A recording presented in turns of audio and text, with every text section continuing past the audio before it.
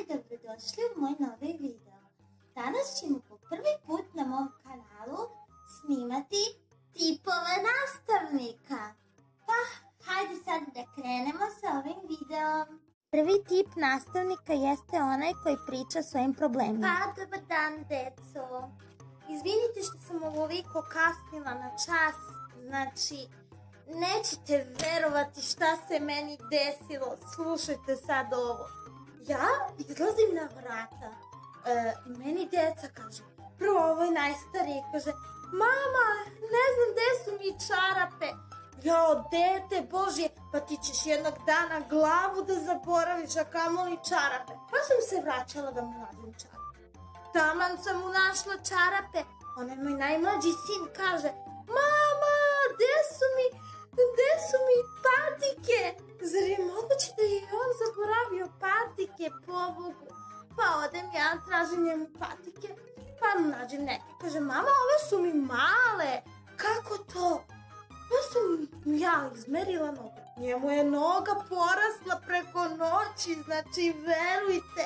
Ja ne mogu da verujem. Kako tako deci brzo rastu noge? Ja stvarno ne kontam. Ali okej, na kraju smo pronašli patike. Mislim, morali smo da idemo u prodavnicu, pa da kupimo nove, pa smo otkrili da njemu noge previše rastu, znači nije imao broj za njega, pa smo išli u fabriku i naručili patike, da, i oni su mu napravili i tako je moj sinčić došao do novih patika. Nastavnici, izvinite što vas prekidam, ali zar ne bismo trebali da imamo čas engleskog? Ćuti, Tina!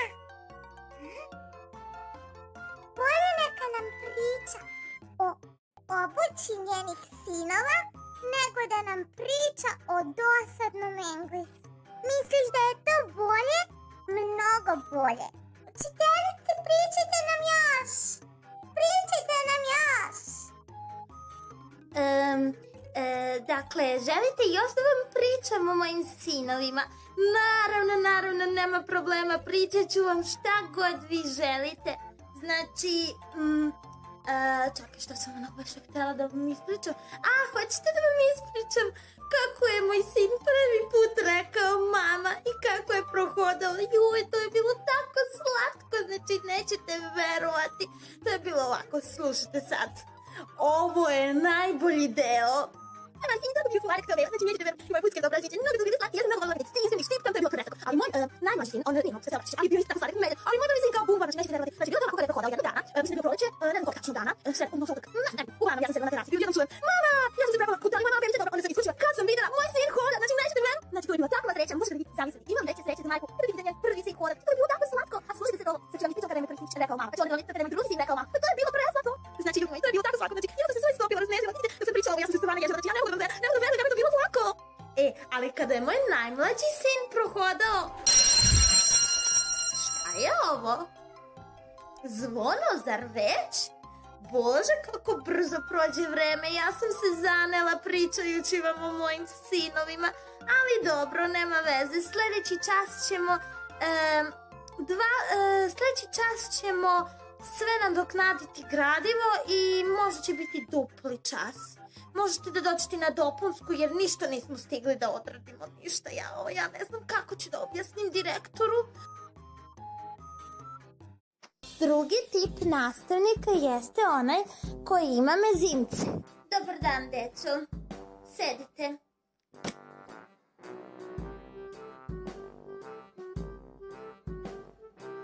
Sad ovako, dečice. Imali ste domaći, pa da vidimo ko je uradio, ko nije. Šta je ovo? Sara, Miloše, ljubavi moje, vi ste niski, zašto sedite pozadi?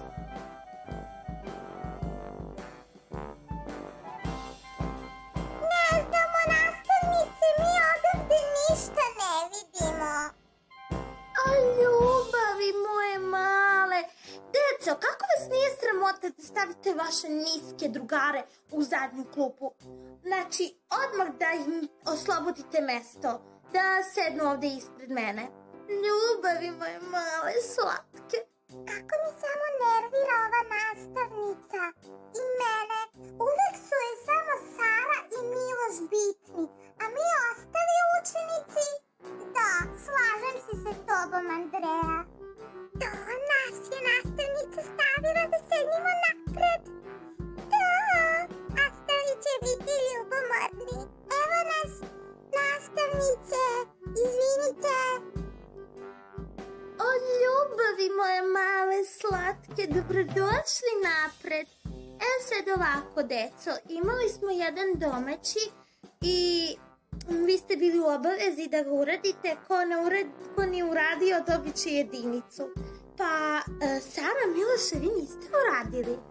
Zaboravili ste. Joj, duše male, pa vi ste imali mnogo toga da učite. Idete na takmičenje.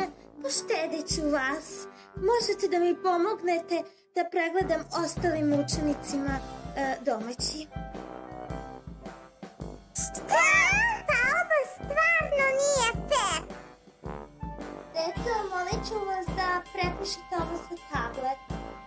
Sara, Miloše, vi ne morate ovo da prepišete, dovoljno ste pisali, morate da čuvate snagu za takmičenje, duše moje male.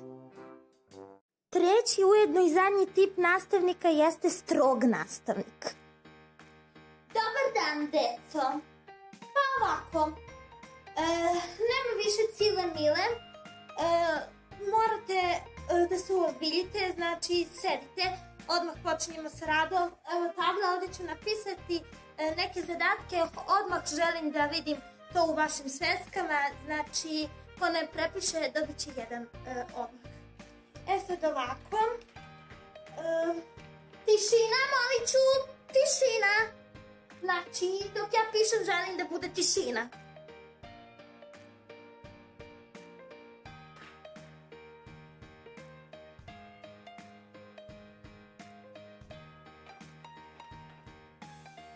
Nastavnice, da mogu? Ne može!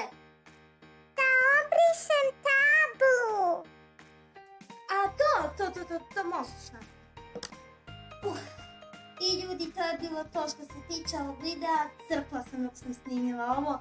Ako vam se sviđa, obavezno lajkujte, komentarišite, ali naravno na TikToku, pošto su mi ovdje onemogućeni komentari. I pišite mi šta još da snimam. Ćao!